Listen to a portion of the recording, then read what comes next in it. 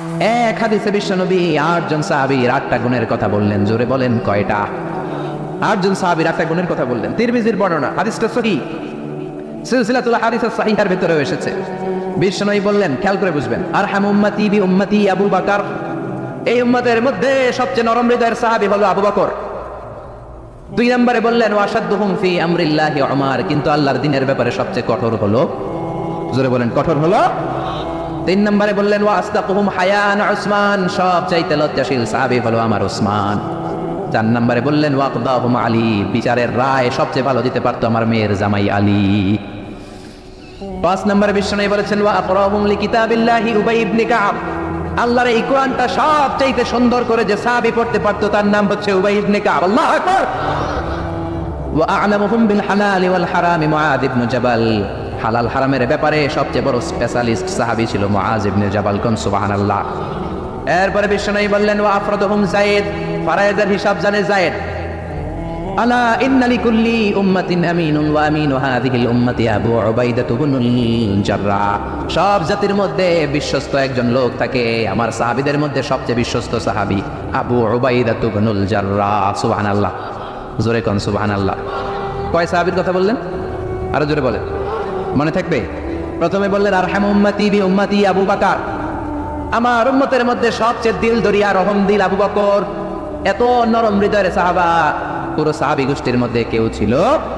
বিশ্বনবীর হিজরতের সাথী, বিশ্বনবীকে সঙ্গ দিয়েছেন, ভালোবেসেছেন। বিশ্বনবী একদিন আবু বকরকে বললেন, আবু বকর হয়তো মক্কায় টিকা যাবে না, আমাদেরকে মদিনায় হিজরত করতে হবে। যেই দিন এই ইঙ্গিতটা বিশ্বনবী আবু বকরকে দিয়েছেন, ওই দিন থেকেই সাইয়েদনা আবু বকর হিজরতের জন্য রেডি। সুবহানাল্লাহ। যেদিন হিজরত করবেন, সাহাবীদের চোখ ফাঁকি দিয়ে বিশ্বনবী আবু বকরের ঘরে গেলেন, ডাক দিলেন আসসালামু আলাইকা ইয়া আবু বকর। আবু বকর ঘরে আছো কিনা? ডাক দিতে দেরি, ব্যাগ নিয়ে আবু বকরের বের হতে দেরি হয় না। আল্লাহু আকবার। বিশ্বনবী বললেন আবু বকর, ডাক দিলাম, ব্যাগ নিয়ে রেডি হইলা, কখন ঘুমিয়েছো, কখন ঘুম থেকে উঠেছো, কখন হাত মুখ ধইলা, কখন ফ্রেশ হইলা, কখন কাপড় গুছাইলা? আবু বকর বলল, নবী যখন বলেছেন হিজরতে আপনার সাথে আমার যাওয়া লাগবে, ওই দিন থেকে আজ পর্যন্ত আমি আবু বকর আমার পিঠটা আর বিছনাতে লাগাই নাই। ওই রাতে সাইয়েদনা আবু বকর যেই সওয়াব কামিয়েছেন, ওই সওয়াবটাকে যদি একটা পাল্লায় রাখা হয়, পৃথিবীর আমাদের সব সওয়াবগুলো যদি আরেক পাল্লায় রাখা হয়, ওই হিজরতের রাতের সওয়াবটা আবু বকরের যে সওয়াবটা, ওই আবু বকরের সওয়াবের পাল্লাটা মুহূর্তের মধ্যে ভারী হয়ে যাবে। সুবহানাল্লাহ, আসতে বলেন। এত নরম হৃদয়ের সাহাবী ছিলেন আবু বকর। নামাজে দাঁড়ালে শুধু কাঁদতেন, এই জন্য অনেক সাহাবী ওনারে পছন্দ করতো না। বিশ্বনবীর ইন্তেকালের পরে বছর খানিক মসজিদে নববীতে যতদিন বেঁচে ছিলেন ইমামতি করেছেন। আল্লাহু আকবার বলে যখন আলহামদুলিল্লাহি রাব্বিল আলামিন, তখনই কান্নায় ভেঙে পড়তেন। তেলাওয়াত শুরু করলেই কাঁদতেন। এরম শরীফে যারা নামাজ পড়েছেন, শেখ আব্দুর রহমান আস-সুদাইস আযাবের আয়াতগুলো পড়ে যখন টান দেয়, মুসল্লিগুলো সহ্য করতে পারে না, উনি নিজেও তেলাওয়াত থামিয়ে কাঁদে, মুসল্লিরাও কাঁদে। এরমের চারদিকে কান্নার রোল পড়ে যায়, চিৎকারের রোল পড়ে যায়, শুধু কান্নার কান্না, শুধু কান্না। সাইয়েদনা আবু বকর যখন নামাজে দাঁড়াতেন শুধু কাঁদতেন। বুখারীর বর্ণনা, রজুলুন আসিফ, নরম হৃদয়ের লোক ছিলেন, আই রাকিকুল কলবি ওয়া সারিউল বুকা, এত অন্তর নরম, নামাজে দাঁড়ালেই কাঁদতেন, দিন দুনিয়ার কোনো হুঁশ তার থাকতো না। কিন্তু আমরা নামাজে দাঁড়ালে দিন দুনিয়ার খেলার হিসাব আছে না নাই, বাজারের খবর আছে না নাই, জি বাংলা আছে না নাই, সারাদিনে যেটা মনে পড়ে না নামাজে দাঁড়ালেই ওটা মনে পড়ে, ঠিক না? আমরা নামাজে দাঁড়িয়ে এইভাবে শেয়ার বাজার বাড়লো না কমলো, সাকিব আল হাসান আউট হয়েছে না ছক্কা মারছে, কে জিতলো, কুমিল্লা জিতলো নাকি কি ভিক্টোরিয়ান্স রয়টার্স মার্টার্স কি যেন আছে, আমি তো বুঝিও না অনেকগুলা, কে জিতলো কে হারলো, হিন্দি সিরিয়াল শুরু হলো নাকি, আমার দল জিতলো না হারলো, এরকম টেনশন আছে না নাই? আর সাইয়েদনা আবু বকর যখন নামাজে দাঁড়াতেন, দাঁড় দাঁড় করে চোখের পানি দিয়ে দাড়ি ভিজে যেত, চোখের পানিতে দাড়ি ভিজে যেত। সাহাবারা বললেন, ও নবী আমাদের নামাজে মন থাকে না। বিশ্বনবী বললেন, সল্লু সলাতা মুআদ্দিআ, বিদায় নামাজ পড়ো, মনে করবা আজকের নামাজটাই আমার জীবনের শেষ নামাজ, তাইলে তোমার মন আর কোনো দিকে ছুটবে। আজকে এখন বাজে 11টা, যদি বলা হয় রাত 2টার দিকে আপনার মরণ, খুশ থাকবে? সবাই মাহফিল থিয়া দিবেন দৌড়, আমার মরণ 2টার দিকে, আহা 2টার দিকে মরণ। জীবনের কোনো গ্যারান্টি নাই। যদি আপনার বলেই দেওয়া হয় 2টার দিকে আপনার মরণ, এখন তুমি 2 রাকাত নামাজ পড়ো, এটাই শেষ নামাজ, ওই দিনের নামাজটা আপনি কত সুন্দর করে পড়বেন, আহা ওই দিন আপনি কত সুন্দর করে ওযু বাড়াবেন, ওই দিন আতর মাইখা একেবারে আতরানি হয়ে যাবেন, ওই দিন পাঞ্জাবি পড়বেন, ওই দিন যায় নামাজে দাঁড়াবেন, ওই দিন আপনার নামাজে কোনো তাড়াহুড়ো নাই, ঠিক কিনা? ওই দিনের রুকুটা আপনার জীবনের সবচাইতে শ্রেষ্ঠ রুকু হবে। ওই দিনের সেজদাটা আপনার জীবনের শ্রেষ্ঠতম সেজদা হবে। ওই দিনে সেজদায় যে চোখের পানি দিয়ে আপনি জায়নামাজ ভিজায় দিবেন, এর কারণ আপনি নিশ্চিত, you are certain that you are going to die. আপনি রাত 3টার দিকে মারা যাচ্ছেন জানার কারণে আপনার নামাজ এত ভক্তি। আমরা যে মাহফিল শেষে বাড়িতে যেতে পারবো কোনো গ্যারান্টি আছে নাকি? আরো আধা ঘন্টা বাঁচবো গ্যারান্টি আছে? শ্বাস যেটা ভেতরে নিলাম বের করতে পারবো গ্যারান্টি আছে? তো তাইলে নামাজে যখন দাঁড়াই এটা ভাবতে সমস্যা কি যে এটাই আমার শেষ নামাজ? কারণ আমার তো কোনো গ্যারান্টি লেখাম নাই। চিল্লায় বলেন ঠিক কিনা? Perform the salah as if it's your last and final prayer. এমন ভাবে নামাজে দাঁড়াবেন যেন এটাই আপনার লাস্ট এন্ড ফাইনাল প্রেয়ার, এটাই আপনার শেষ নামাজ। এরপরে আর নামাজের সুযোগ হয়তো আমি নাও পেতে পারি, যেরকম ঠিক কিনা? এই কথা যখন সাহাবারা শুনলেন আর নামাজে নড়েও না চড়েও না। মরুভূমির মাঝখানে যখন সাহাবারা দাঁড়াতেন, আকাশের পাখিগুলো খেজুর গাছ মনে করে সাহাবাদের মাথায় এসে বসে যেত। সুবহানাল্লাহ বাড়িতে যে পাখিগুলো মনে করতো এগুলো মরুভূমির মাঝখানের খেজুর গাছ, মাথায় এসে বসে যেত। আর আমরা নামাজের মধ্যে দাঁড়ালে আমাদের কোনো খেয়াল থাকে না, আমাদের এদিকে সামনে ডানে বায়ে নজর যায়, ঘড়ির দিকে তাকায় অনেকে, আছে না নেই? নামাজের পর আবার এমনি তাকায়। হাদিসে এসেছে আপনার নজর যখন একবার নামাজ ছাড়া অন্যদিকে দেন, আল্লাহ বলে আকবিল, বান্দা ফিরে আয়। আবার যখন ডানে নজর দেন, আল্লাহ বলে ফিরে আয়। আবার যখন ইমাম সাহেবের দিকে এমনি তাকান, আল্লাহ কয় ফিরে আয়। 3বার নজর দেওয়ার পরে আবার যখন ডানে বায়ে নজর দেন, আল্লাহ বলে লা হাজাতা লি ইলা সলাতিক, তোর এই নামাজের কোনো দরকার আমি আল্লাহর নাই, এই নামাজের কোনো দরকার নাই। এজন্য সালাত পড়তে হবে আর অন্তরে ভয় থাকতে হবে কার? قد أفلح المؤمنون الذين هم في صلاتهم خاشعون। আবু বকর তাই করতেন, কানা রাজুল আসিফ, নামাজে দাঁড়ালে দর করে কেঁদে কেঁদে দাড়িগুলো ভিজায় দিতেন। আল্লাহু আকবার। এজন্য বিশ্বনবী বলতেন আরহামু উম্মতি বি উম্মতি আবু বকর, আমার উম্মতের মধ্যে সবচেয়ে নরম হৃদয়ের হলো আবু বকর। 2 নম্বরে বিশ্বনবী বললেন ওয়াশাদ্দুহুম ফি আমরিল্লাহি ওমর, আর আল্লাহর দ্বীনের ব্যাপারে সবচেয়ে কঠোর সাহাবী হলো ওমর। সবচেয়ে কঠোর কে? এজন্য বিশ্বনবী বলতেন আমার পরে নবী নাই, আমার পরে কোনো রাসূল নাই, তবে কেউ যদি নবী হতো আমার ওমর নবী হতো। লা নবিয়্যা বাদি ওয়ালা রাসূলা, আমার পরে কোনো রাসূল নাই, কোনো নবী নাই, তবে লাউ কানা বাদি নাবিয়্যুন লাকানা ওমর, যদি নবী হওয়ার যোগ্যতা কারো থেকে থাকে আমার ওমরের আছে। প্রভু তুমি বলেছো রাসূল দেবে না, বলনি দেবে না ওমর, বলনি দেবে না হামজা তারি, খালিদ বিজয়ী সমর, প্রভু তুমি বলেছো রাসূল দেবে না। আল্লাহু আকবার। এই ওমরের মতো যদি লাঠির বাড়ি দেওয়া যেত, উনি নামাজেও লাঠি নিয়ে দাঁড়াতেন। আমাদের ইমাম সাহেবরা কেবলামুখী, আর পিছন থেকে একামত দেয় আল্লাহু আকবার আল্লাহু আকবার, আশহাদু আল্লা ইলাহা ইল্লাল্লাহ, আশহাদু আন্না মুহাম্মাদার রাসূলুল্লাহ, হাইয়া আলাস সালাতি হাইয়া আলাল ফালাহ, قد قامت الصلاة قد قامت الصلاة, الله أكبر الله أكبر لا إله إلا الله, الله أكبر। সৌদি স্টাইলে একটু একামত শোনাই দিলাম। আমরা তো 2 বাক্যে বলি, আর 1 বাক্যেই বলে। ইমাম সাহেব কিবলামুখী হয়ে দাঁড়ায় আর মুয়াজ্জিন একামত দেয়। ওমরের সুন্নাত, বিশ্বনবীর সুন্নাত এটা ছিল না। ওমরে ফারুক মুসল্লিদের দিকে হয়ে দাঁড়াতেন। ওমরে ফারুকের হাতে থাকতো একটা লাঠি, যার কাতার বাঁকা, লাঠির দিয়ে পায়ের উপরে বাড়ি আছে না নাই? এইরকম বাড়ি মেরে মেরে যদি সোজা করা যেত, কাতারে গ্যাপ থাকতো না। বিশ্বনবী বলতেন ওয়াসাদুল খালাল, হাদু বাইনাল মানাকিবি ওয়াল আকদাম, এইটার সাথে ওইটা মিলাও। এই সাহাবী তার কাঁধের সাথে এই সাহাবীর কাঁধ মেলাতো, এই সাহাবীর কাঁধের সাথে এই সাহাবীর কাঁধ মেলাতো, এই সাহাবীর ডান পায়ের সাথে ওই সাহাবীর বাম পা, এই সাহাবীর বাম পায়ের সাথে ওই সাহাবীর ডান পা। বুনিয়ানুম মারসুস, সীসা ঢালা প্রাচীরের মতো। নবীরে কেউ অ্যাটাক করতে আসলেও যেন আধা ঘন্টা লাগে এই প্রাচীর ভাঙ্গা আসতে, যেরকম ঠিক না। এই জন্য সাহাবীদের জামা সবার আগে এদিক দিয়ে ছুটতো, ধাক্কাধাক্কির কারণে নামাজে টাইট হয়ে তারা দাঁড়াতো। সাইয়েদনা ওমর ফারুক লাঠি দিয়ে কাতার সোজা করে দিতেন, কারো যদি কাতার বাঁকা হতো লাঠি দিয়ে মারতেন, এই সোজা করো। এই জন্য লাঠিরও দরকার আছে না নাই?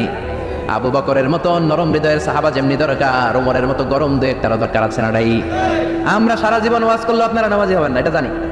যাদের নসিব ভালো 2-4 জন হবেন, বেশিরভাগই বেনামাজি।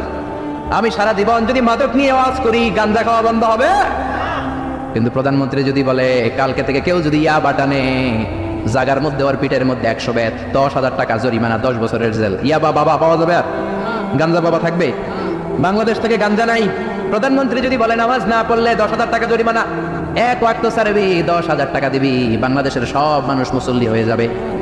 এজন্য বিশ্বনবী বলতেন ইন্নাল্লাহা লা ইয়াযাউ বিল কুরআন, আল্লাহ কোরআন দিয়ে যেটা সমাজে করান না, ইয়াযাউ বিস সুলতান, এটা ক্ষমতা দিয়ে করান, ঠিক কি না? প্রধানমন্ত্রী ক্ষমতার মসনদ থেকে মাইরের ঘোষণা দিবে, আর আমরা ওয়াজ করে যাবো। ওয়াজ আর মাইরের সমন্বয়ে ইসলাম কায়েম করবে কে? শুধু ওয়াজ দিয়ে ইসলাম কায়েম হবে? ওমরে ফারুক তাই করতেন, লাঠি দিতেন, লাঠি দিয়ে সোজা করে দিতেন। এজন্য শয়তান ওনারে ভয় পেত। বিশ্বনবী বলেন ওয়াল্লাযী নাফসি বিয়াদিহি, যে আল্লাহর হাতে আমার আত্মা, ওমর ওই আল্লাহ কসম করে বলি, মা সালাকা আশ-শাইতানু সালিকান ফাজ্জান ইল্লা সালাকা ফাজ্জান গায়রা ফাজ্জি। তোমার যদি ইবলিস কোন রাস্তা দিয়ে আসতে দেখে, ইবলিসের বাপের কিনা, ইবলিস ওই রাস্তা ধুইয়া আরেক রাস্তা দিয়ে হাঁটে। ওমর তোমার যদি শয়তান দেখে তুমি এই দিক দিয়ে আসো, শয়তান জীবনে এই রাস্তা দিয়ে চলবে না, আরেক রাস্তা দিয়ে শয়তান দেয় দো। ও মিয়া, যেই লোকের শয়তান ডরায় ওই লোকের ঈমানটা কেমন ছিল জোরে বলেন আল্লাহু আকবার। মুনাফিকের বাচ্চারা ভয় পেত ওমর ফারুককে, জমের ভয়। এমনকি বিশ্বনবীর বিবিরাও ভয় পেত।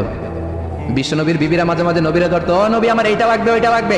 বিশ্বনবী বললেন লাগবে, বললে তালাক দিয়ে দিব, যাও তালাক দিয়ে দেবো। ধনী সাহাবীর কাছে যে বিয়ে বসো, আমি নবীর কাছে থাকলে এইভাবেই থাকতে হবে। কিন্তু বিবিরাও ছাড়ার পাত্র না। সব বিবিরা একবার বিশ্বনবীরে ধরলেন, ধরে বলে, ও নবী, আয়েশার বাড়িতে যেদিন থাকেন ওই দিন সাহাবীরা বেশি বেশি হাদিয়া পাঠায় কেন? আমাদের ঘরে যে দিন থাকেন হাদিয়া পাঠায় না কেন? আচ্ছা, ইমাম সাহেবের বাড়িতে কে হাদিয়া পাঠাবে, কি গিফট দিবে তার, এটা কি উনার বিষয়? যিনি দিবে এটা উনার বিষয়, ঠিক কিনা? বিবিরা বললেন আমাদের ঘরেও যেন হাদিয়া পাঠায়, আপনি মসজিদে এলান দিয়ে দিন। বিশ্বনবী কয় আমি পারুম না।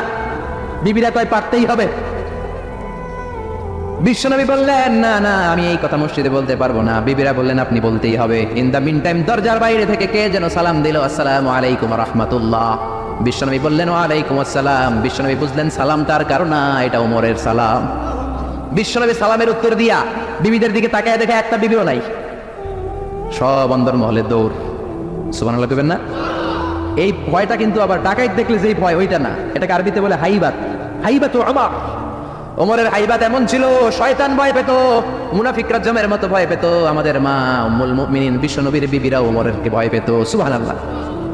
আমরা বাচ্চারা যদি না খায়, খেতে চায় না, আমার এক মেয়ে ছোট্ট খেতে চায় না, গল্প বলে খাওয়াই, আমি এদিক দিয়ে খাওয়াইলে ওদিকে দৌড়, এদিক দিয়ে ধরলে ওদিকে দৌড়। আপনাদের ছেলে মেয়েদের একই অবস্থা, বাচ্চারা খেতে চায় না, ঘুমাতে চায় না।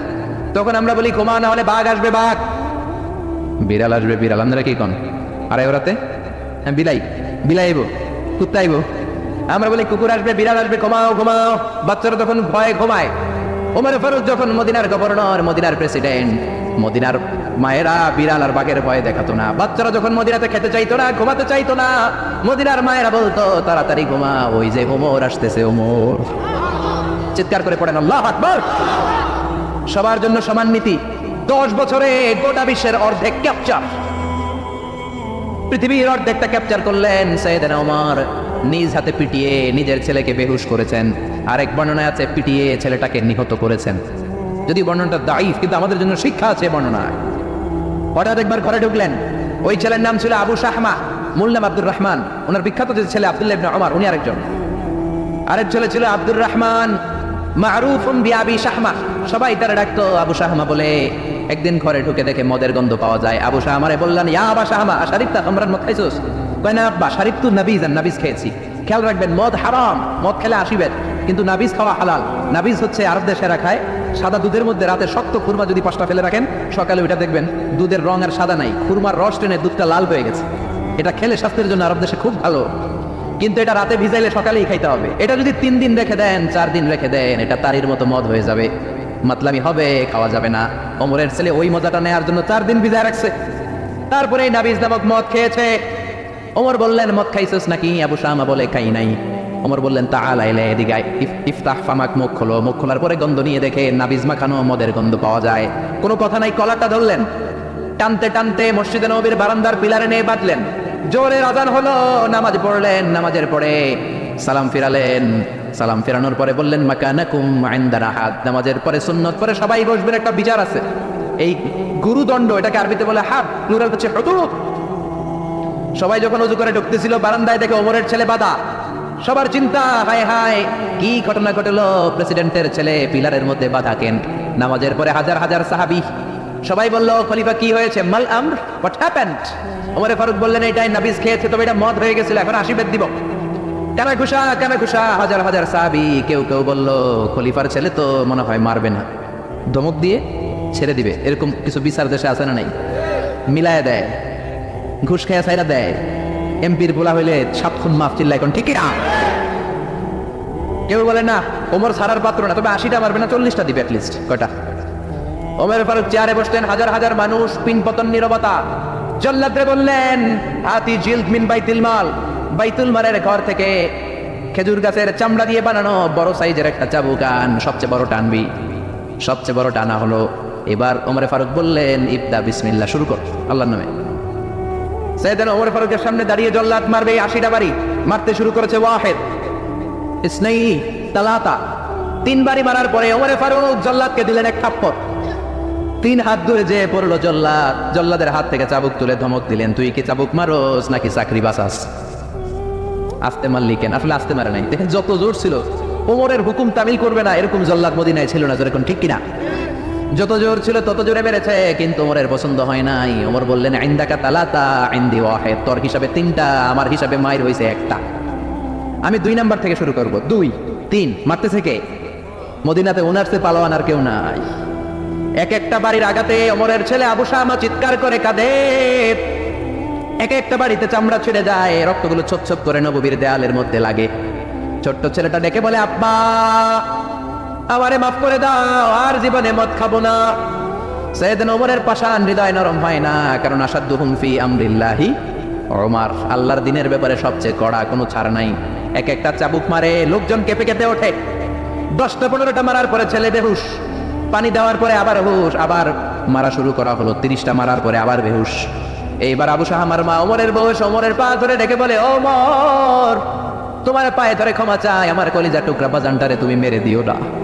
80টা বেত মারতে হবে, মেরেছো 30টা, আর মারবা 50টা। যা ওমর, প্রতিটা বেতের বাড়ির বিনিময়ে আমি আবু শাহামার মা একটা করে ওট আল্লাহর রাস্তায় সদকা করে দেব। ওমর বলে, না আবু শাহামার মা, এটা আল্লাহর আইন, গোটা দুনিয়াটা দিলেও একটা চাবুকের বাড়ি থেকে ওরা কেউ বাঁচাতে পারবে না। মারতে লাগলেন, আবার পানি দিয়ে আবার হুশ। ওমরের বাড়ি যে খেয়েছে সে বুঝেছে। 50টা বাড়ি মারার পরে আবু শাহামা দুনিয়া থেকে শেষ। রাগে ওমর গড়গড় করছেন।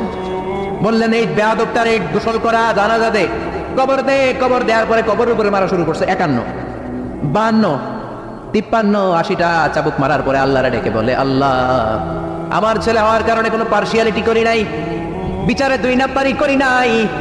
80টা গুনে গুনে বেত মেরেছি, দেহে যত শক্তি ছিল ততগুলো মেরেছি। কিয়ামতের ময়দানে জালিম ওমর বলে, তুমি কিন্তু আমারে ডাকতে পারবা না আল্লাহ, জালিমদের কাতারে আমারে উঠাতে পারবা না, আমারে জালিম বলতে পারবা না। ওইরকম ওমরের দরকার আছে না নাই? ওই ওমরের লাঠির বাড়ি যদি থাকতো, দেশটারে মদিনা বানাই দিত কে? চোরদের হাত যদি কাটা যেত, দেশটারে সুন্দর করতো কে? একটা জিনাখোরের ফাঁসি যদি বাইতুল মুকাররমের স্কয়ারের মধ্যে দিয়ে দেয়া হতো, এরপরে আর জিনা হতো? একটার ফাঁসি হয়ে গেলে আর তনুর মতো কোনো নারীকে ধর্ষিতা হওয়া লাগতো না, খাদিজার মতো কোনো মেয়েকে কেউ কোবানোর সাহস পেত না। জোরে বলেন ঠিক কিনা? একটা চোরের হাত জুমার নামাজের পরে বাইতুল মুকাররমের স্কয়ারের সামনে যদি কেটে দেয়া হয়, আর কোনো চোর পাওয়া যাবে নাকি? জোরে বলেন। তবে আমচোর, জামচোর, কলাচোর ওই চোর না, যেই চোরগুলো বড় বড় জিনিস চুরি করে, ব্যাংক চুরি করে, দেশের টাকা চুরি করে, এক কলমের খোঁচায় 1000 কোটি টাকা চুরি করে, ওই চোরদের হাত কাটতে হবে। শেয়ার বাজার খায়া ফেলায়, হলমার্ক খায়া ফেলায়, দেশের টাকা খায়া ফেলায়, সুইজারল্যান্ডে সব টাকা পাঠায়, এরকম বড় বড় চোর আছে না নাই? ইসলামী বিচার যদি শুরু হয়, আগে বড় চোরদের বিচার দিয়ে শুরু হবে। চিল্লায় বলেন ঠিক কিনা? এই জন্য বিশ্বনবী বলতেন, আসাদুহুম ফি আমরিল্লাহি ওমর, আল্লাহর বিধান বাস্তবায়নে সবচেয়ে কঠোর ছিল ওমর। এক নারী এসে বলল, ওমরে ফারুক আমার স্বামী আমারে তালাক দিয়েছে 100টা। কয়টা? শুনতেছেন? একটু জিমাই গেলেন মনে হয়। আমার স্বামী আমাকে 100 তালাক দিয়েছে। কয় তালাক? আসলে দিতে হবে কয় তালাক? তাও একটা একটা করে, ঠিক কিনা? ওমরে ফারুক ডেকে আনলেন, স্বামীরা আনলেন, বউরা আনলেন। ও স্বামী, কয় তালাক দিছো? কয় 100টা দিছি। ওমরে ফারুক বললেন, তালাক হচ্ছে মিন শাআইরিল্লাহ, এটা আল্লাহর নিদর্শন। আল্লাহর নিদর্শন নিয়ে ফাজলামি করার অনুমতি তোরে দিছে কে? 3 তালাকে তোর বউ তালাক, বাকি 97 তালাক তোর পিঠের উপরে পড়বে। সুবহানাল্লাহ। বাড়িতে যে বউরে 100 তালাক দিছে এক ডাকায়। ওমর ফারুক বললেন, 3 তালাকে তোর বউ তালাক, বাকি 97 তালাক তোর পিঠে। এজন্য লাঠির দরকার আছে না নাই? ওমরে ফারুক জোহরের নামাজের ইমামতি করলেন। নামাজের পরে দেখলেন একদল লোক গোল হয়ে বসে জিকির করে। আসরের পরেও দেখলেন গোল হয়ে জিকির করে। মাগরিবের পরে দেখলেন সব লোক কাজে চলে যায়, ওই একদল লোক জিকির করে। ওমরে ফারুক বললেন, মান আনতুম, তোমরা কারা? কয় নাহনু আল মুতাওয়াক্কিলুনা আলাল্লাহ, আমরা আল্লাহর উপর তাওয়াক্কুলকারী। তো কাজ বাজ নাই, খালি জিকির করো। খাও দাও কিভাবে? তা আমাদের জিকির দেখে লোকজন খানা দিয়া যায়। ওমরে ফারুক বললেন, তাহলে তো তোমরা মুতাওয়াক্কিলুনা আলাল্লাহ দাও, তোমরা হচ্ছে আল মুতাওয়াক্কিলুন বা'দুকুম আলা বা'দ, একে অপরের উপর তাওয়াক্কুলকারী। যারা তোমাদের জন্য রুটি নিয়ে আসছে এদের উপর তাওয়াক্কুলকারী। কে বলেছে নামাজের পরে বসতে? ফাইদা কুদিয়াস সালাতু ফান্তাশিরু ফিল আরদ, ওয়াবতাগু মিন ফাদলিল্লাহ। নামাজ শেষ তো বের হয়ে যাও, ছাত্র যাবে স্কুলে, জনপ্রতিনিধি যাবে, মেম্বার অফ দ্য পার্লামেন্ট যাবে পার্লামেন্টে, শিক্ষক যাবে কলেজে, যারা ব্যবসায়ী তারা যাবে বাজারে। তোমরা কোনো কাজ করে না, বসে থাকো কেন? খবরদার, আজকের নামাজের পরে যদি কোনো নামাজের পরে যদি গোল হয়ে বসে থাকতে দেখি, পিটাইয়া মসজিদে নববী থেকে বের করে দেব। কাজ করতে যা, এলাকায় যে কাজ করে, বিবি বাচ্চার খবর নিয়ে চিল্লা এখন ঠিকই না, ছাড় দেন নাই, পিটাইয়া মসজিদ থেকে বের করে দিয়েছেন। আল্লাহু আকবার। এজন্য বিশ্বনবী বলেছেন আরহামু উম্মতি বি উম্মতি আবু বকর।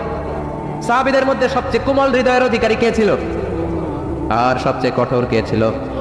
3 নম্বরে বিশ্বনবী বললেন ওয়াসদাকুহুম হায়ান উসমান। সবচেয়ে লজ্জাশীল সাহাবী উসমান।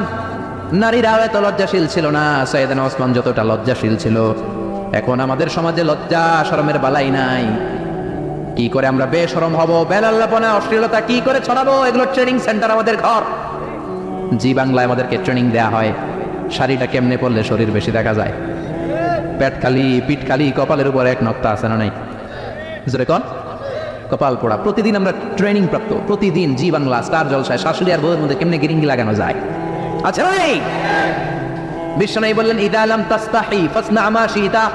যদি শরম না থাকে তোর যা মন যায় তাই করতে পারবি। এই জন্য আল হায়াউ শু'বাতুম মিনাল ঈমান। লজ্জা হলো ঈমানের অঙ্গ, যার লজ্জা নাই তার ঈমান। এজন্য লজ্জা শরমের দরকার আছে না নাই? বিশ্বনবী ছোট্টবেলা থেকেই লজ্জাশীল ছিলেন। বিশ্বনবীর দুধমা হালিমা তিনি বলেন 2 বছর মুহাম্মদ আমার দুধ খেলো, 5 বছর ছেলেটারে আমি পাললাম, 5 বছরের লালন পালন করেছি। 5 বছরের মধ্যে শিশু মুহাম্মদকে আমি কোনোদিন কাঁদতে দেখি নাই। ব্যথা পেলেও মুহাম্মদ কাঁদে না, ক্ষুধা লাগলেও মুহাম্মদ কাঁদে না।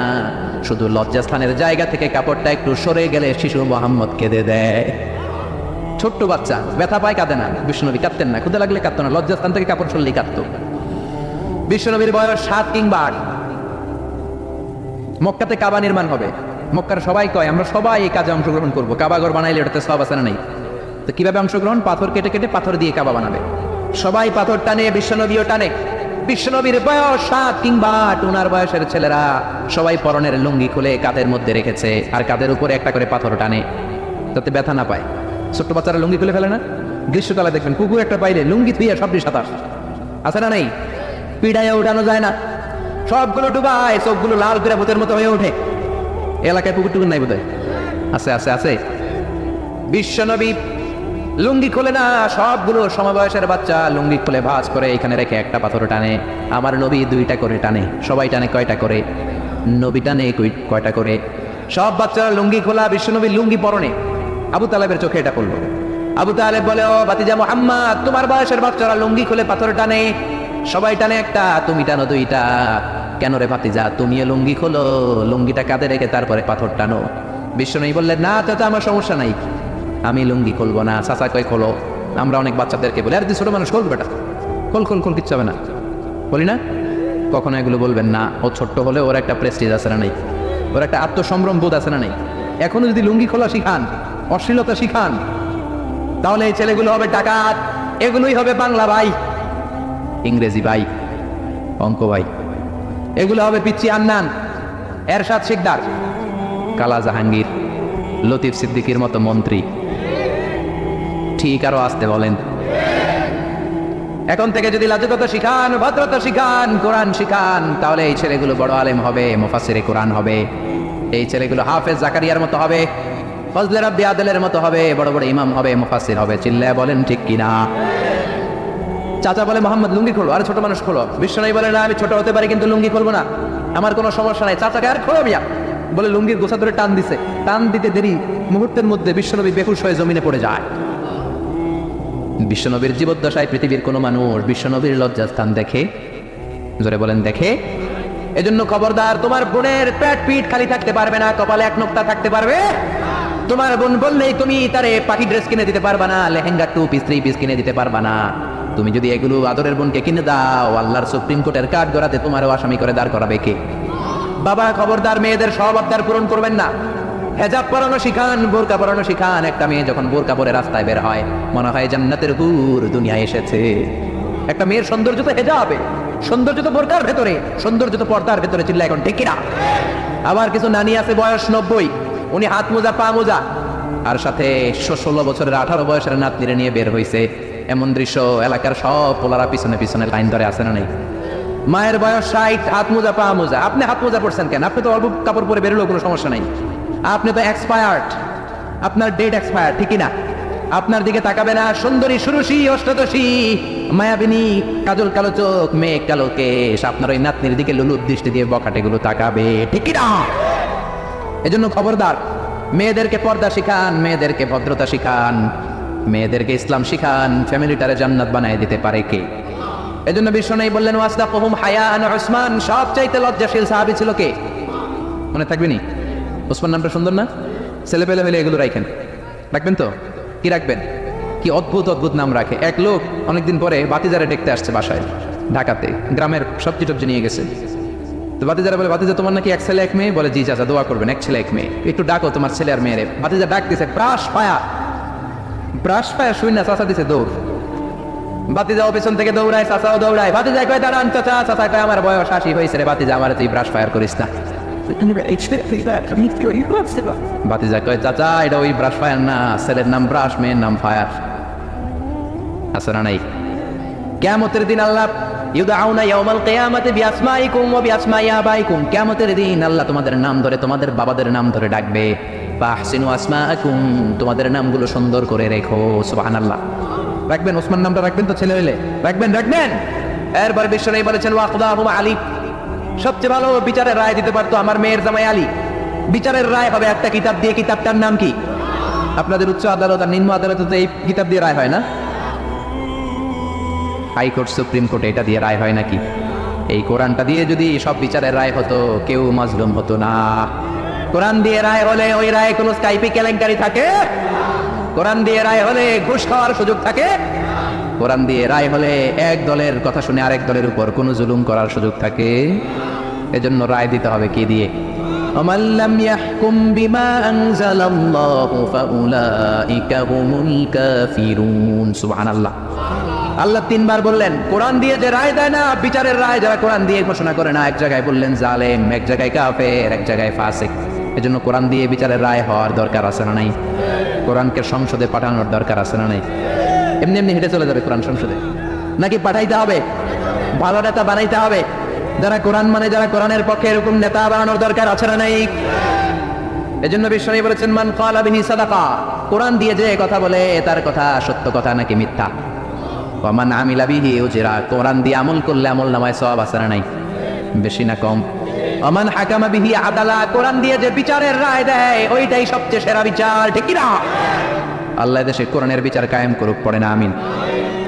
5 নম্বরে বিশ্বনবী বললেন ওয়া আকরাহুম উবাই ইবনে কাব, সাহাবীদের মধ্যে সবচাইতে সুন্দর তেলাওয়াত করতে পারতেন, তাসবিহের সাথে সবচাইতে সুন্দর তেলাওয়াত করতে পারতেন উবাই ইবনে কাব। কি নাম?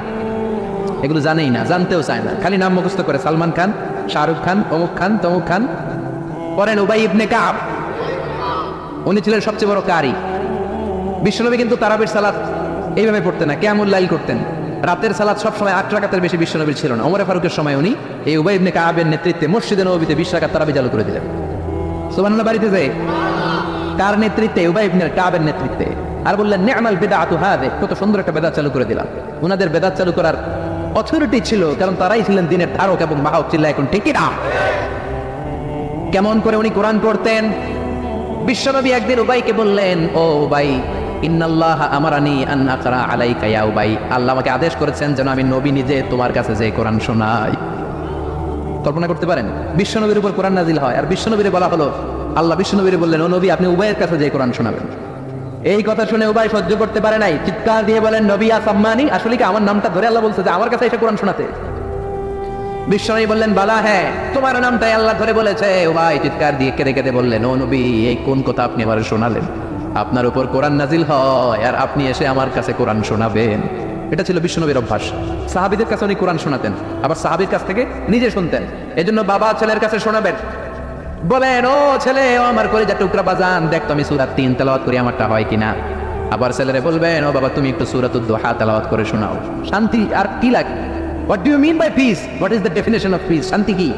শান্তি হচ্ছে আপনিও কোরআন পড়বেন, ছেলেও পড়বে, বিবিও পড়বে, এটাই শান্তি, ঠিক কি না? বাবা ছেলেরে কোরআন শোনাবেন, ছেলে বাবারে কোরআন শোনাবা, স্বামী স্ত্রীরে শোনাবেন, স্ত্রী স্বামীরে শোনাবেন, শাশুড়ি বৌমারে শোনাবেন, বৌমা শাশুড়িরে শোনাবেন, তাহলে আর ঝগড়া হবে না, ঠিক কিনা? বাবা যদি বলে তিনজন মিলে সূরা ইয়াসিন মুখস্থ শুরু করলেন, 2 দিন পর পর খোঁজ নেন, ও ছেলে, ওরে বাবা তোর কয় আয়াত মুখস্থ হয়েছে? আমার হয়েছে 20 আয়াত। ছেলে বলে বাবা তোমার মাত্র 20 আয়াত, আমি তো মুখস্থ করে ফেলছি 30 আয়াত। ছেলেদের মেধা, বাচ্চাদের ব্রেন শার্প হয়, ঠিক কিনা? বিবি বলবে আমি রান্নার কারণে বেশি করতে পারি না, আমি করছি 7 আয়াত। আহা, এরকম ফ্যামিলি আমরা চাই কি চাই না? ফ্যামিলিটা যদি এরকম হয় আর কি লাগে, ঠিক না? এজন্য আকরাহুম লিউবাই, সাহাবীদের মধ্যে সবচাইতে চমৎকার কণ্ঠে কোরআন তেলাওয়াত করতে উবাই ইবনে কাব। এজন্য বেশি বেশি কোরআন তেলাওয়াতের দরকার আছে না নাই? একটা অক্ষর তেলাওয়াত করলে 10টা নেকি দিবে কে? 10টা করে নেকি। একটা করে আয়াত তেলাওয়াত করবেন, জান্নাতে আপনার বিল্ডিং কে 1 তলা লম্বা করে দিবে কে? পৃথিবীর কোন গ্রন্থের ব্যাপারে এরকম ঘোষণা আছে নাকি? শ্রীমদ ভগবত গীতা তেলাওয়াত করলে 1 অক্ষরে কয় নেকি? ওম নমো ভগবতী বাসুদেবায়, কটা সওয়াব? ওম শান্তি বললে কয় সওয়াব?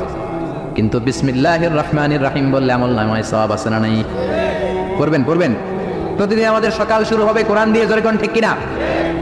6 নম্বরে বিশ্বনবী বললেন ওয়া আ'লামুহুম বিল হালালি ওয়াল হারাম মুআয ইবনে জাবাল। সাহাবীদের মধ্যে হালাল হারামের ব্যাপারে সবচাইতে স্পেশালিস্ট সাহাবী ছিল মুআয ইবনে জাবাল। আমরা এখন হালাল হারাম বাঁচি না, হালাল হারাম সব খাই। সুদ খাই, ঘুষ খাই, যৌতুক খাই, রাস্তার রডও খাই, মসজিদের টিন খাই, ত্রাণের গম খাই, ঠিক কিনা? আছে না নাই? সব খাই। এত ক্ষুধা, রড খাইয়া ফেলাই, সিমেন্টের বস্তা খাইয়া ফেলাই, ইটাও খাইয়া ফেলাই, কেমনে হজম করে আল্লাহই জানে। রাস্তার ইটা নাই, ত্রাণের মালামাল নাই, সব খাইয়া ফেলাইছে, আছে না নাই? আল্লাহ বলেন সবটা খাইস না, হালালটা খাইস। কোনটা খাইবেন? ইয়া আইয়ুহান নাসু কুলু মিম্মা ফিল আরদি হালালান তাইয়্যিবা। হারামটা খাওয়া যাবে না, হালালটা খাও, হালালে বরকত দিয়েছে কে? হালালে বরকত, হারামে বরকত নাই। আওয়াজ করে উত্তর দেন, গরু খাওয়া হালাল না হারাম? কুকুর খাওয়া হালাল না হারাম? আমরা সবাই বেশি বেশি গরু খাই নাকি কুকুর খাই? কি পরিমাণে যে কসাইয়ের দোকানে জবাই হয়, আর কোরবানির ঈদের সময় জবাই আছে না নাই? বিয়ের অনুষ্ঠানে আছে না নাই? হাজার হাজার গরু জবাই করি, কোরবানির সময় জবাই করি। বাংলাদেশের গরু দিয়া হয় না, ইন্ডিয়া থেকে আনি। এত গরু খাই, কিন্তু কুকুর একটাও খাই না। আর গাভী বাচ্চার বাচ্চা দেয় কয়টা? কুত্তা দেয় কয়টা? 7টা 8টা 10টা, কোনো জন্ম নিয়ন্ত্রণ তো নাই, দেদারসে দিতেছে। তো গরু আমরা খাই, কুকুর খাই না। গরু বাচ্চা দেয় কম, কুকুর বাচ্চা দেয় বেশি। তারপরেও বাংলাদেশের 56,000 বর্গ মাইলের ভিতরে গরু বেশি না কুকুর বেশি? এত গরু খাইলেন, তারপরেও গরু বেশি। কারণ গরু হালাল, হালালে বরকত দিয়েছে কে? কুকুর হারাম, কোনো বরকত নাই। রাস্তাঘাটে হাইওয়েতে কুত্তা পরে মরে থাকে, হাইওয়েতে কোনোদিন গরু ময়রা ভেটকে রয়েছে দেখছেন? হালাল, খালি বরকত। আল্লাহু আকবার। এজন্য হালাল খাবেন, হালাল পড়বেন। ইউর ফুড শুড বি হালাল, ইউর ড্রিঙ্ক শুড বি হালাল, your dress up should be হালাল, ইউর এন্টারটেইনমেন্ট শুড বি হালাল। চিল্লা এখন ঠিক কিনা? সব আপনার হালাল হতে হবে, কারণ ইন্নাল্লাহা তাইয়্যিব লা ইয়াকবালু ইল্লা তাইয়্যিবা। আল্লাহ নিজে পবিত্র, পবিত্র ছাড়া কিছু আল্লাহ কবুল করে। হালাল খাওয়ার পরে যে দেহটা আপনি বানালেন, ওই দেহটারে জাহান্নামে ঢুকাবে কে? হারাম দিয়ে আপনি যত দান খয়রাত করেন কবুল হবে?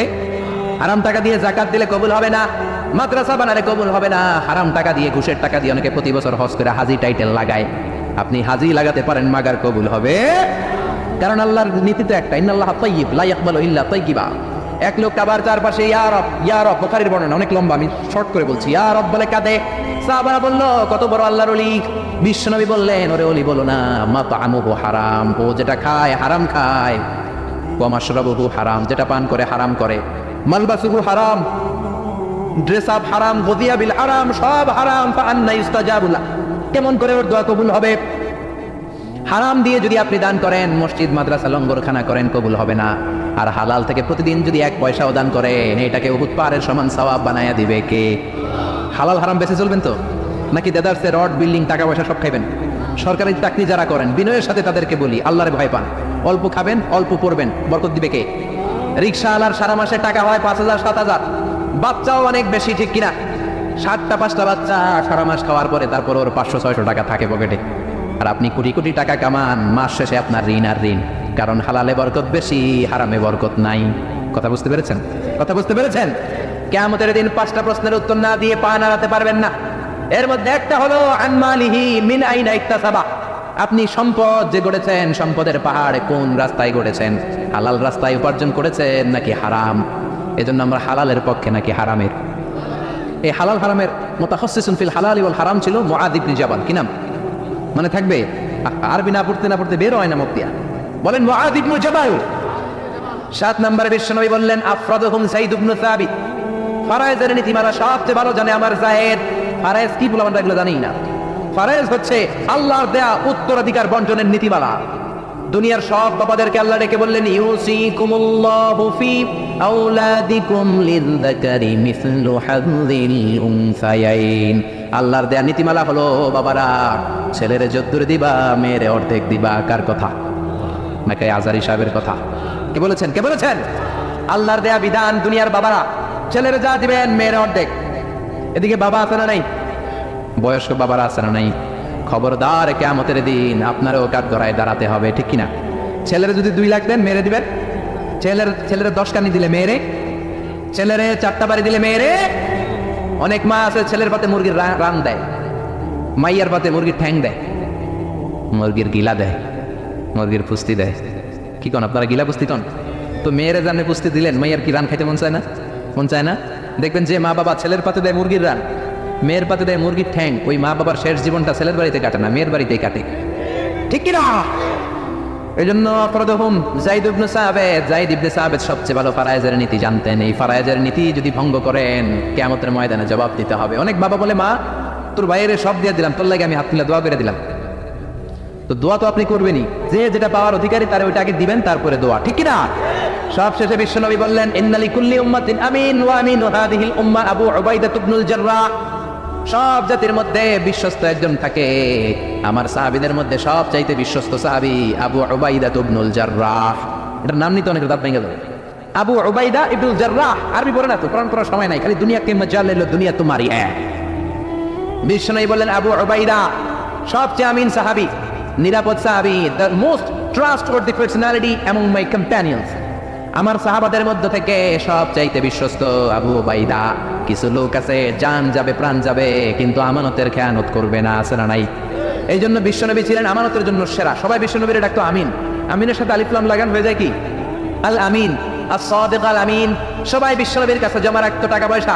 এক লোক তায়েফে যাবে দল করে আবু জাহেলের, যাওয়ার আগে স্বর্ণের বাক্স এনে বলে আব্দুল্লাহর বেটা মুহাম্মদ কয়েক সপ্তাহের জন্য তায়েফে যাবো, স্বর্ণের বাক্সটা তোমার কাছে রাখি। বিশ্বনবী বললেন তুমি না আবু জাহেলের পার্টি করো, ওর কাছে রাখো। ও কয় না আবু জাহেলের পার্টি করি ঠিক, কিন্তু জমা রাখা যাবে না। আবু জাহেলের কাছে যদি স্বর্ণের বাক্স দিয়া যায়, আইসা দেখবো স্বর্ণ নাই, স্বর্ণের বাক্স নাই। গোটা বিশ্বটা মসজিদ। মসজিদ মানে মাকানুস সুজুদ, সিজদার জায়গা, যেখানে সিজদা দেন কবুল করবে কে? নূহ আলাইহিস সালামের জামানায় যে কোনো জায়গায় নামাজ পড়লে কবুল হতো না, মসজিদে যেয়ে পড়া লাগতো। মুসা নবীর উম্মত মসজিদ ছাড়া নামাজ পড়লে কবুল হতো না, সিনাগগে যেয়ে পড়া লাগতো। ঈসা নবীর জামানায় ইবাদতখানায় যেয়ে পড়া লাগতো। কিন্তু আমরা যেখানেই নামাজ পড়ি কবুল করে কে? আজকের এই প্যান্ডেলে যদি নামাজ পড়ি কবুল হবে কি হবে না? বাইতুল মুকাররমে হবে কি হবে না? শোলাকিয়ার ময়দানে কবুল হবে কি হবে না? বাজারে পড়লে হবে কি হবে না? নদীর উপরে নৌকায় পড়লে, প্লেনের ভেতরে বাতাসে পড়লে, মহাকাশে যে স্যাটেলাইট চ্যানেলের মধ্যেও যদি পড়ি সেখানেও কবুল করে নেবে কে? জমিনের যেই জায়গায় নামাজ পড়ো কবুল করে নেওয়া হবে। আবার বললেন পুরো জমিনটারে আল্লাহ আমার জন্য তহুর বানিয়ে দিলেন। فإن لم تجدوا ماء فتيمموا صعيدا طيبا। নামাজের সময় যদি তোমরা ওজুর জন্য পানি না পাও, তায়াম্মুম করলেও কবুল করবে কে? এই সব জায়গায় নামাজের অনুমতি আর তায়াম্মুম, এটা কোনো নবীর ছিল না, এটা স্পেশালি আল্লাহ বিশ্বনবীকে দিয়েছেন। সুবহানাল্লাহ। মা আয়েশাকে নিয়ে বিশ্বনবী বানুল মুস্তালিকের যুদ্ধ থেকে রওনা হলেন। প্রতিমধ্যে মা আয়েশার গলার স্বর্ণের হার চুরি হয়েছে কিংবা হারিয়ে গিয়েছে। মা আয়েশা কান্নাকাটি করলেন, আমার হার, আমার হার। মেয়েদের স্বর্ণ হারাইলে খবর আছে না নাই? গোটা দুনিয়া ভাঙ্গা গেল, কিছু বলবে না। যদি স্বর্ণ একটা হারায়, বাড়ি তামা তামা করে ফেলবে, ঠিক কিনা? কয় ঠিক, মানে অভিজ্ঞতা আছে অনেক। নারীরা স্বর্ণ পছন্দ করে, তো মা আয়েশা তো নারী, উনি বললেন নবী আমার স্বর্ণ হারিয়েছে। বিশ্বনবী বললেন কাফেলা থামাও, গলার হার খোঁজো। সবাই মিলে গলার হার খুঁজতে খুঁজতে মাগরিবের নামাজের সময় প্রায় শেষ হয়ে যায়। এবার সবাই মিলে আবু বকর রে বকে, তোমার মাইয়ার কারণে আজকে এই দশা। তোমার মেয়ে যদি গলার হারটা না হারাইতো তাহলে তো আমরা যেখানে পানি আছে ওইখানে পৌঁছে যেতাম, ওখানে নেমে অজু করে নামাজ পড়তাম। তোমার মেয়ের কারণে আজকে এই দশা, এখন সবার নামাজ কাজা, নবীর নামাজও কাজা। আল্লাহ বললেন খবরদার, এই মেয়েটারে গালি দিবি না, এই মেয়েকে গালি দেয়া যাবে না আয়েশার সম্মানে। আজকে আমি তায়াম্মুমের বিধান নাজিল করে দিলাম। فإن لم تجدوا ماء فتيمموا صعيدا طيبا। কোথাও যদি ওজুর জন্য পানি না পাও, মাটি দিয়ে তায়াম্মুম করো, কবুল করে নিবে কে? মা আয়েশা বলতেন আমাকে আল্লাহ এমন 5টা জিনিস দিয়েছেন, বিশ্বনবীর কোনো বউকে আল্লাহ দেন নাই। এক নম্বরে আমি বিশ্বনবীর একমাত্র কুমারী বউ, বাকি বউগুলা ছিল বিধবা, এর আগে কয়েকটা করে বিয়ে হয়েছে, শুধু আমারই বিয়ে হয় নাই। সুবহানাল্লাহ। দুই নম্বরে আমি যখন শীতের রাতে নবীর সাথে এক লেপের নিচে ঘুমাতাম, তখনও জিব্রাইল কোরআন নিয়ে নাজিল হয়ে যেত। অন্য বিবিদের সাথে যখন কোনো ঘরে এক খাটের মধ্যে শুয়ে থাকতো তখন কোনোদিন কোরআন নাজিল হয় নাই, শুধু মায়েশার সাথে যখন থাকতো তখন কোরআন নাজিল হতো। সুবহানাল্লাহ। আবার মায়েশা বলতেন আমার ঘরে বিশ্বনবীর কবর। আবার বিশ্বনবী যখন তার শেষ নিঃশ্বাসটা ত্যাগ করেছেন, বিশ্বনবীর মাথাটা ছিল আমার কোলের উপরে। আবার বিশ্বনবী বলতেন, ও দুনিয়ার মানুষেরা শোনো শোনো, ওযুর পানি না থাকলে যে তায়াম্মুম করে নামাজ পড়ো, এটাও তোমরা আমার কারণে পেয়েছো। আল্লাহু আকবার। এজন্য বিশ্বনবী বলতেন জুইলাতলি আল আরদু কুল্লুহা মাসজিদান ওয়া তাহুরা, আমার জন্য গোটা বিশ্বটাকে নামাজের জায়গা আর ওযুর না থাকলে তায়াম্মুমের জায়গা বানিয়ে দিয়েছে কে? এরপরে বিশ্বনবী বলতেন উতিতু আশ-শাফা, আমাকে শাফায়াতের মালিক করেছে কে? কিয়ামতের দিন সব নবীরা যখন বলবে ইয়া নাফসি ইয়া নাফসি, বিশ্বনবী বলবেন রব্বি হাবলি উম্মতি, ও আল্লাহ তুমি আমার উম্মতকে বাঁচাও, আমার উম্মতকে বাঁচাও। সুবহানাল্লাহ।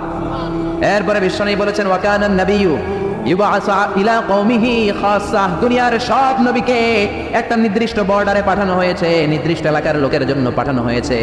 আমি বিশ্বনবীর নবুয়তির কোনো বর্ডার নাই, গোটা বিশ্বের জন্য আমার নবী বানিয়ে পাঠানো হয়েছে। এই জন্য আমি বিশ্বনবী, চিল্লায় করেন আল্লাহু আকবার। বিশ্বনবী শুধু পুরুষদের নবী নয়, শুধু নারীদের নবী নয়, শুধু সাদা লোকদের নবী নয়, শুধু নিগ্রো আর কালো লোকদের নবী নয়, শুধু আরবদের নবী নয়। বিশ্বনবী আদম নবী থেকে শুরু করে কিয়ামত পর্যন্ত যত মানুষ যত জিন পৃথিবীতে আসবে সবার জন্য বিশ্বনবীকে নবী বানিয়েছে কে? বিশ্বনবীর যদি কোনো নবীরাও না মানে ওই নবীর নবুয়তিও ক্যান্সেল করে দিবে কে?